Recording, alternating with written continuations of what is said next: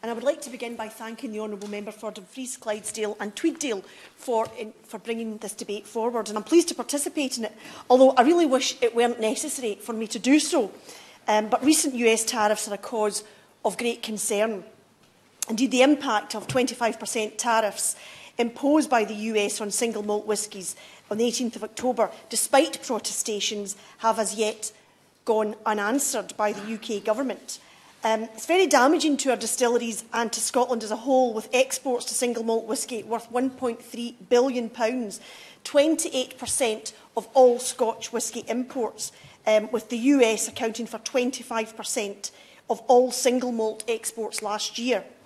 The increased price that this tariff causes can and will cause significant damage to these exports, and the Scotch Whisky Association believes that single malt exports to the US will fall by 20% as a consequence, and vital market share will be lost, as was set out by the Honourable Member.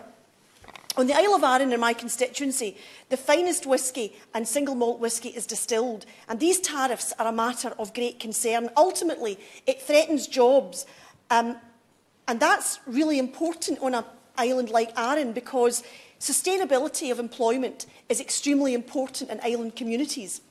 Hundreds of Scottish exports have faced paying the price of punishing US trade tariffs, including Scotland's world-renowned Scotch whisky industry. The impact of the tariffs are already being felt.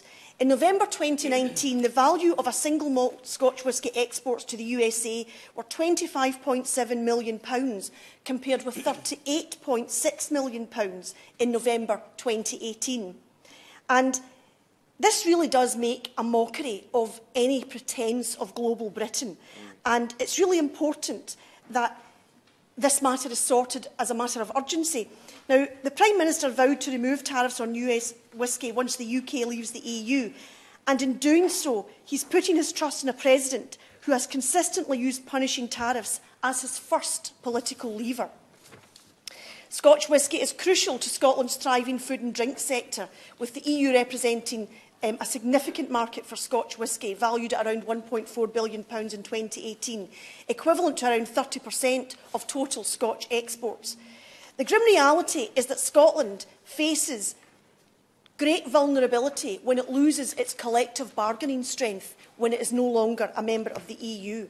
Now, in such a challenging context, I wonder if the Minister who's attending the debate today, I wonder if he has considered the possibility of perhaps reforming the UK excise duty structures and ensure a fairer tax for Scotch whisky.